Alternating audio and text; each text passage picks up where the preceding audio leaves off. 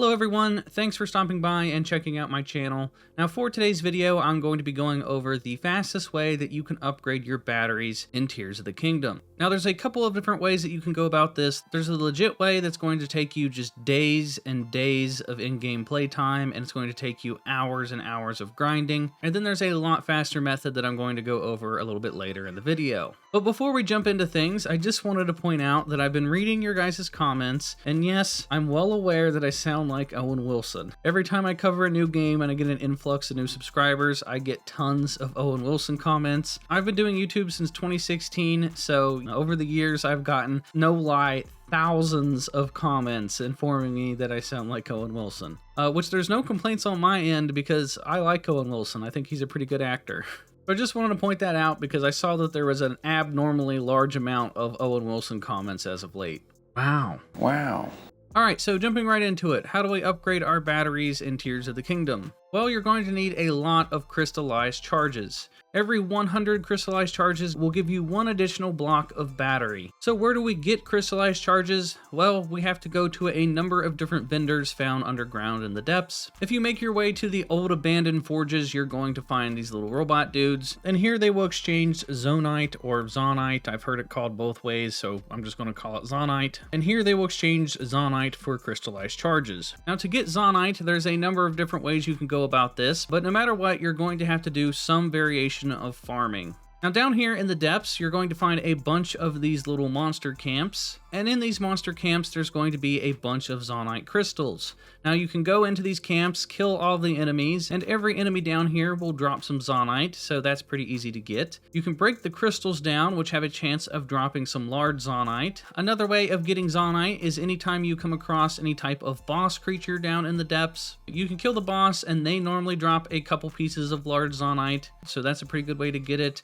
And if you have strong enough gear and you're confident enough in your abilities, you can head over to the Colosseum and you can fight a number of different Lynels. Defeating all of the Lynels will give you a pretty large amount of Zonaite, and it's also a great way to get a lot of really good materials. But not only that, while you're exploring, you're going to come across a number of different Giga Clan outposts. If you infiltrate the outpost and kill the Giga Clan member that has the little red circle around him, it will unlock the outpost door, and inside you will find one large crystallized charge, which is worth about 20 normal crystallized charges. And then the third option you can go with is mining. There's 3 pretty easy to find mines right at the very beginning of the game. Right at the beginning of the depths, at the beginning of the game, as soon as you discover the very first hole, there's going to be a mine over to the west.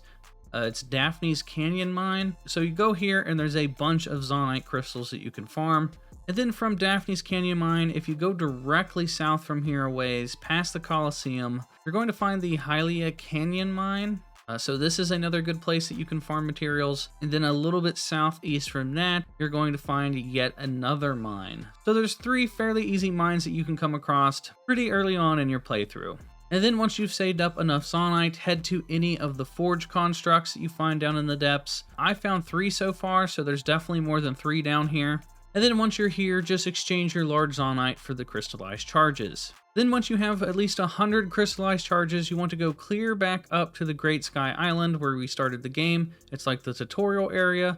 And you want to go to the Nachoya Shrine, up to the Crystal Refinery, and here for 100 crystallized charges, he will give you 1 block of battery. So that is the normal, legit way that you can do things. If you want to play the game the way it's intended, that's how you do it. It's pretty straightforward, but it's going to take you a very long time to do it that way. So next, I want to go over the faster way of doing things, and it involves the duplication glitch. So I'm sure you've probably heard of the duplication glitch by now. It's pretty simple. So to speed up the process and to upgrade your battery at a way faster pace, you're going to want to duplicate a crap ton of large Zonaite. Now the duplication glitch can be a bit tricky. I've seen a lot of people saying that they just can't figure it out for the life of them. I've been doing the duplication glitch for a couple days now and I have it down pat, but even still sometimes it's a little wonky and it doesn't work 100% of the time for me. But I'm going to show you the best method that I did to get the duplication to work at least, 85% of the time. I found that it's pretty reliable to do it this way.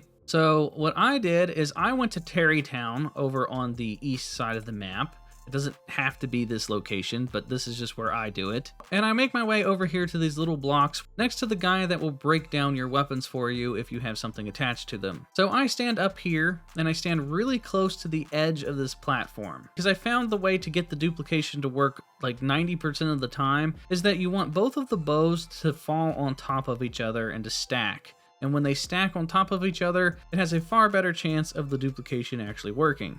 Alright, so to do the duplication glitch, step 1, stand right here next to the edge, turn your back to the edge, then tap right trigger so Link pulls out his bow, then hit up on the D-pad to select a large Zonaite. Once it's selected on your bow, hit the pause button and open up your bow menu. You want to hover over top of the bow that you currently have equipped and select it and hit drop. Then once you hit drop, you want to go over to a second bow and hit equip. Then once the second bow is equipped, you immediately want to hit the plus button twice as fast as humanly possible.